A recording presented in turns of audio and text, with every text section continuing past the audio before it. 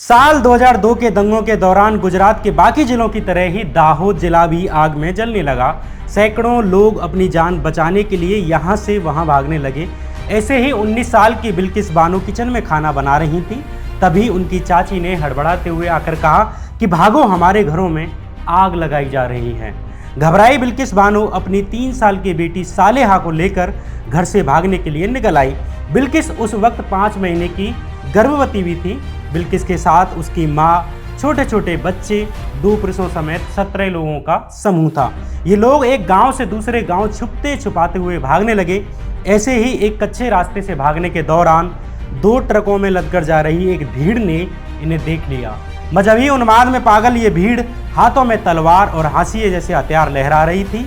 इनमें से अधिकतर बिल्किस के परिवार को पहले से जानते थे।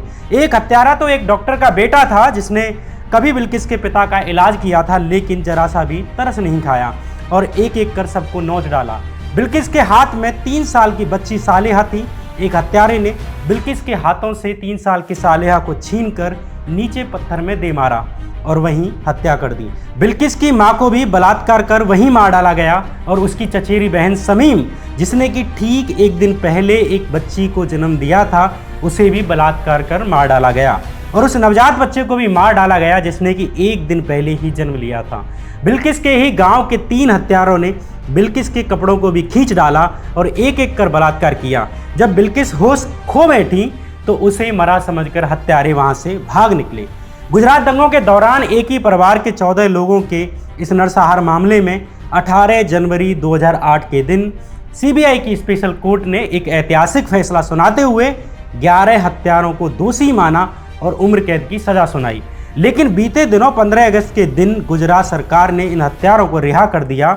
ये कहानी है बिल्किस बानो की, ये कहानी है इस देश में न्याय व्यवस्था की। इसलिए आज के इस एपिसोड में हम नरसंहार की परतें खोलेंगे कि कैसे इन अपराधियों को सजा दिलाने के लिए बिल्किस ने 1 दशक से भी अधिक वक्त तक कानूनी लड़ाई लड़ी और कैसे इन अपराधियों को बचाने की गुजरात सरकार की ये कवायद अभी की नहीं है, बल्कि उस दिन से ही स्टार्ट होती है जिस दिन को ये अपराध अंजाम दिया गया। नमस्कार, मैं श्याम मीरा सिंह। बिल्किस बानो का मामला न केवल भावनात्मक रूप से तोड़ने वाला है, बल्कि न्याय की दृष्टि से भी निराश करने वाला है। साल 2002 दंगों में जुड़े इस मामले में सीबीआई की एक स्पेशल कोर्ट ने साल 2008 में जाकर 11 आरोपियों को उम्र कैद की सजा सुनाई। बाद में बॉम्बे हाईकोर्ट ने भी इस सजा को सही मानते हुए इस पर अपनी सहमति की मोहर लगा दी। यानी अपनी मां और मृतक परिजनों को न्याय दिलाने के लिए बिल्किस बानो ने 6 साल कानून की चौखट के चक्कर काटे। लेकिन 15 अगस्त 2022 के दिन गुजरात सरकार के एक फैसले ने बिल्किस के उस पूरे संघर्ष को जीरो कर दिया जिसे कि वो पिछले सालों से लड़ रही थी। बिल्किस के परिजनों के हत्यारे आज जेल के बाहर हैं। न केवल बाहर हैं, बल्कि उनका स्वागत मालाओं और मिठाइयों से किया गया। बिल्किस के हत्यारों पर गुजरात भाजपा सरकार की मेहरबानी ये नई नहीं है, बल्कि ये कोई रूटीन वर फैसला भी नहीं है जिसे इग्नोर करके आगे बढ़ा जाए। बल्कि गुजरात सरकार उसी दिन से इन हत्यारों को बचाती आई है जिस दिन इन हत्यारों ने 14 लोगों का नरसंहार किया था।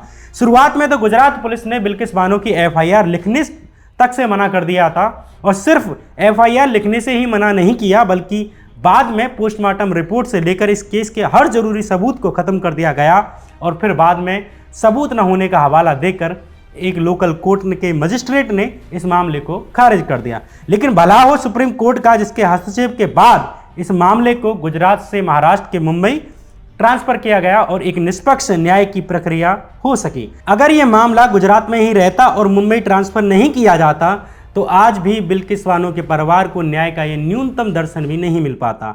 बिल्किस को न्याय मिलने और उसके छिनने की अपनी एक कहानी है। 3 मार्च 2003 के दिन गुजरात दंगों के दौरान 20 से 30 हत्यारे बिल्किस बानो के परिवार के 14 निर्दोष लोगों का नरसंहार करने के बाद चले गए। बिल्किस की जान बच गई क्योंकि उसके बेहोश होने के बाद हत्यारों ने उसे मरा हुआ समझ लिया। कुछ देर बाद बिल्किस को होश आया और उसने खुद को अपने परिजनों की लाशों से घिरा हुआ पाया। उसे होश आया कि उसका शरीर भी नग्न पड़ा है। वहीं पास ही एक पेटीकोट का कपड़ा पड़ा हुआ था। उसे अपने शरीर को ढककर बिल्किस एक नज़दीकी पहाड़ी की तरफ भागी, जहां उसने अपने परिजनों की पीड़ा में रोते डरते सहमते रात बिताई। अगले दिन वो पानी की तलाश करने लगी। तभी उसे एक हैंडपंप के पास एक आदिवासी महिला दिखी जिसने उसे पूरा शरीर ढकने के लिए कुछ कपड़े दिए। तभी उसे हैंडपंप के दूसरी तरफ ही एक पुलिसकर्मी दिखा। पुलिस को देख 19 साल की गर्भवती मां बिल्किस बानो मदद के लिए दौड़ी, जो उसे बाद में लिमखेड़ा पुलिस स्टेशन ले गया। 14 लोगों के इस नरसंहार में, जिसमें कि 8 महिलाओं के साथ जघन्य तरीके से बलात्कार भी किया गया, उस नरसंहार मामले में बिल्किस एक अकेली सर्वाइवर थी। एक ही गांव से होने के कारण उसे हमलावरों के नाम भी याद थे। हत्यारों में एक मेडिकल प्रैक्टिशनर का बेटा था, जिस डॉक्टर ने कभी बिल्किस बानो के पिता का इलाज भी किया था।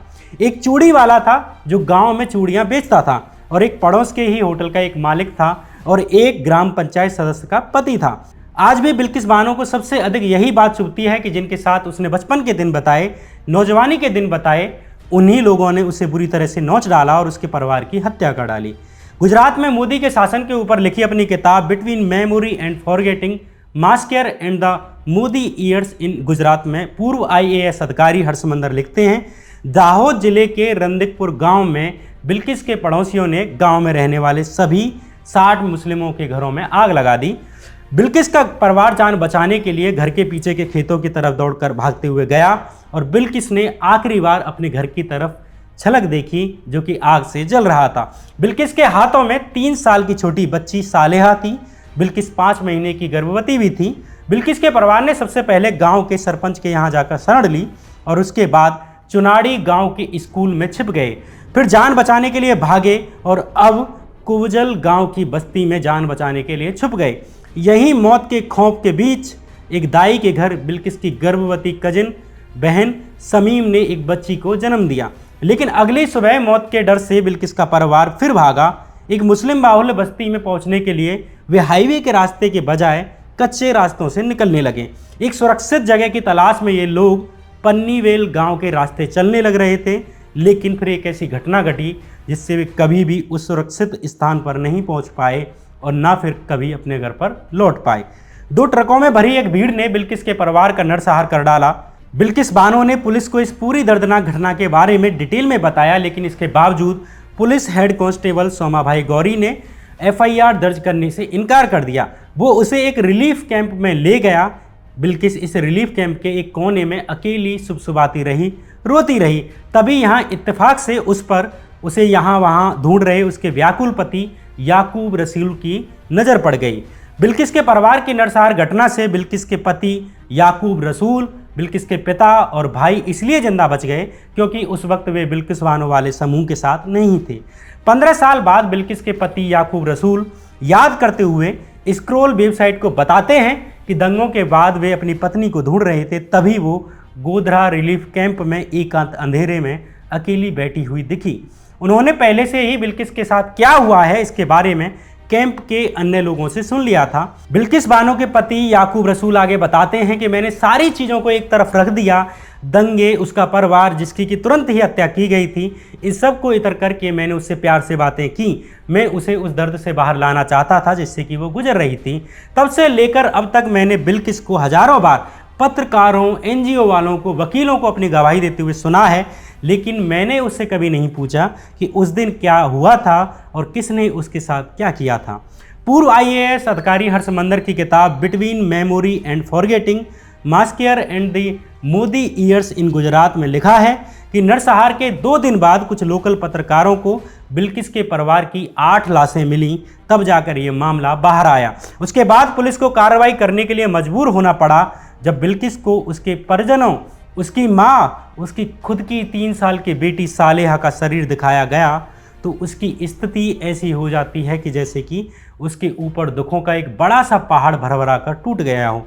बिल्किस के रेप के 4 दिन बाद गोधरा सिविल अस्पताल में उसका मेडिकल करवाया गया और बायोलॉजिकल सैंपल्स को लोकल पैथोलॉजी भेज दिया गया। लेकिन इसके बाद भी गुजरात पुलिस ने इस नरसंहार की कोई जांच नहीं की और उन शवों को, यानी कि बिल्किस बानो के परिवार की लाशों को ऐसे ही सड़ने के लिए छोड़ दिया। पोस्टमार्टम करने वाले डॉक्टरों ने जानबूझकर इन शवों के कोई ब्लड सैंपल नहीं लिए, कोई बायोलॉजिकल सैंपल्स इकट्ठा नहीं किए, ना कोई सबूत इकट्ठे किए जिन्हें वे जानते थे कि वे आगे जाकर महत्वपूर्ण होंगे। बाद में ये साबित भी हुआ कि पुलिस के निर्देशानुसार जानबूझकर शवों को ऐसी गुप्त कब्रों में दफना दिया गया जिससे इन्हें पहचाना ना जा सके। साल 2004 में जब दोबारा से इस मामले की नए सिरे से जांच हुई तो सीबीआई ने शवों को दोबारा कब्र से निकाला, लेकिन कब्रों से किसी की भी एक शख्स की खोपड़ी नहीं मिली। ऐसा लगता है कि उनकी पहचान ना हो, इसलिए पोस्टमार्टम के बाद उनका सिर काट दिया गया था और बाकी बचे शरीरों पर नमक छिड़का गया था ताकि वे जल्दी से जल्दी डिकम्पोज हो सकें और जल्दी से जल्दी सड़ सकें। ये शक एक गवाह के कारण और अधिक पुख्ता हो जाता है। हर्षमंदर की किताब बिटवीन मेमोरी एंड फॉरगेटिंग के अनुसार इस मामले में एक गवाह ने गवाही दी थी कि उसे पुलिस उस स्थान पर ले गई जहां शवों को पहचानी ना जा सकने वाली अनमार्क्ड यानी कि अनचिन्हित कब्रों में दफनाया गया था और वहां उसे 2 डॉक्टर और मिले। इस गवाह ने ही 2 अन्य लोगों के साथ लाशों को दफनाया था, जिन 2 लोगों को पुलिस इन गुप्त कब्रों की खुदाई के लिए लाई थी। और इस काम को करने के लिए और मुंह बंद रखने के लिए इन तीनों को 250 रुपये दिए गए। आखिर किन लोगों को बचाने के लिए पुलिस ऐसे गवाहों और सबूतों को मिटाने का काम कर रही थी, वो भी इतने जघन्य अपराध के मामले में। यहाँ एक और चीज़ है, रेप के 15 दिन बाद जाकर बिल्किस बानो अपने पति के सपोर्ट के साथ की वजह से गोधरा रिलीफ कैंप में पुलिस के सामने शिकायत दर्ज कराने में सफल रही। लेकिन यहाँ भी गुजरात पुलिस हत्यारों को बचाने के लिए एक और घिनौना काम करती है। पुलिस ने एक खाली सीट पर बिल्किस के अंगूठे का निशान ले लिया और उसके कागजी बयान में बलात्कार करने वाले पुरुषों के नाम सहित महत्वपूर्ण जानकारियों को मिटा दिया, गायब कर दिया। इस पर बिल्किस कुछ ना कर सकी क्योंकि वह मुश्किल से पढ़ी लिखी थी और एक त्रासदी को झेलते हुए गुजर रही थी। इस दौरान पुलिस ने बार बार बिल्किस की दलीलों को खारिज किया और अंततः 25 मार्च 2003 को जुडिशियल मजिस्ट्रेट ने सबूतों का अभाव कहकर इस मामले को बंद कर दिया और अपने परिजनों को एक भीषण त्रासदी में खोने वाली बिल्किस के लिए न्याय का सूरज वहीं डूब गया। लेकिन बिल्किस यहीं नहीं रुकी, वे अप्रैल 2003 के महीने में नेशनल ह्यूमन राइट कमीशन की मदद से सुप्रीम कोर्ट गई।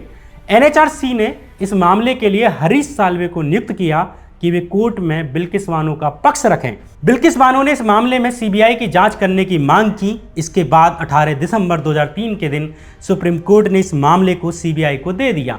21 जनवरी साल 2008 के दिन सीबीआई की स्पेशल कोर्ट ने 11 आरोपियों को दोषी मानते हुए उम्र कैद की सजा सुनाई।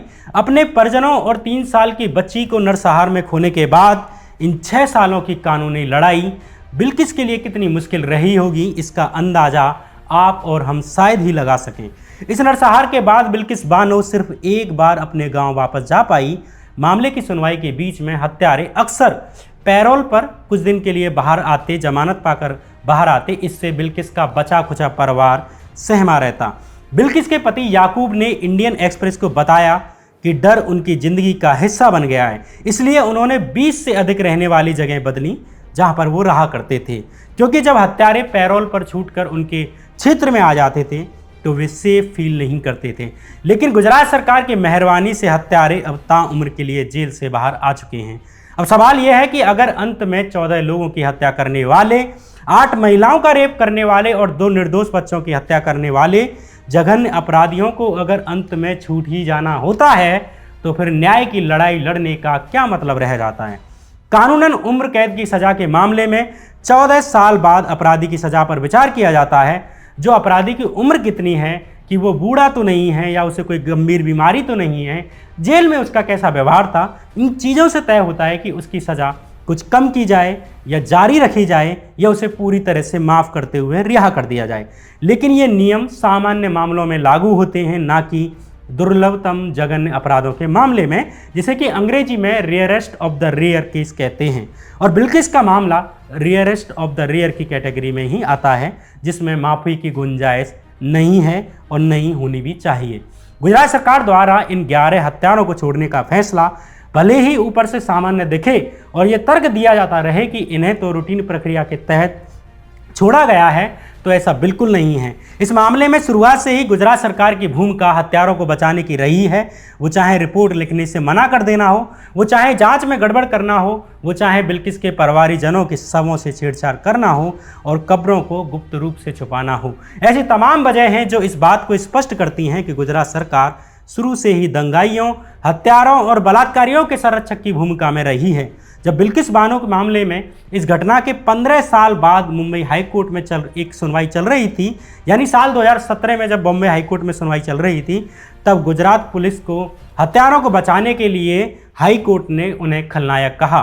फ्री प्रेस जर्नल वेबसाइट की वेबसाइट के अनुसार बॉम्बे हाईकोर्ट ने सबूतों की जांच के बाद गुजरात पुलिस को फटकार लगाते हुए कहा कि हमें यह अनुमान लगाने के लिए किसी सबूत की आवश्यकता नहीं है कि लिमखेड़ा पुलिस स्टेशन की पुलिस बिल्किस बानो पर किए गए बलात्कार के तथ्य को दबाना चाहती थी। कोर्ट ने गुजरात पुलिस को एक ऐसे विलेन की तरह, ऐसे खलनायक की तरह परिभाषित किया जिसने सबूतों के साथ छेड़छाड़ की और पोस्टमार्टम रिपोर्ट से छेड़छाड़ कर यह सुनिश्चित किया कि जांच नाकाम हो जाए। हाईकोर्ट ने यह भी टिप्पणी की कि गुजरात पुलिस के अधिकारी बिल्किस बानो को पीड़ितों की पहचान के लिए घटनास्थल पर भी नहीं ले गए, जबकि वो उस समय पुलिस स्टेशन में ही थी। बॉम्बे हाईकोर्ट ने गुजरात पुलिस की पूरी जांच को भ्रष्ट बताया। इसका मतलब हत्यारों को गुजरात सरकार, गुजरात पुलिस के द्वारा वोट की राजनीति के लिए संरक्षण दिया जा रहा था। गुजरात सरकार और उसके मुख्यमंत्री भूल गए कि बिल्किस बानो भी एक महिला है, वो भी किसी की बहन है, किसी की माँ है, वो भी एक महिला है, चाहे उसका धर्म कोई भी हो, हिंदू हो या मुसलमान, इससे क्या फ़र्क पड़ता है। गुजरात दंगों की जांच को लेकर मैंने अपनी गुजरात दंगों की सीरीज में एक पूरा एपिसोड किया है। गुजरात दंगों पर बनाई सीरीज के चारों एपिसोड में आप मेरे चैनल पर देख सकते हैं कि किस तरह से गुजरात के दंगों की जांच की गई। इसकी लिंक आपको कमेंट बॉक्स में मिल जाएगी, डिस्क्रिप्शन में मिल जाएगी। गुजरात दंगों की जांच में इसी तरह जुडिशियल फ्रॉड हुए, जिसमें नीचे से ही केस ऐसे तैयार किए जाते थे कि वो मामला कोर्ट में चले ही नहीं और असली अपराधियों को आसानी से क्लीन चिट मिल जाए, और जो पीड़ित होते थे वे कोर्ट दर कोर्ट न्याय की उम्मीद करते रहते। ये कहानी थी बिल्किस बानो की।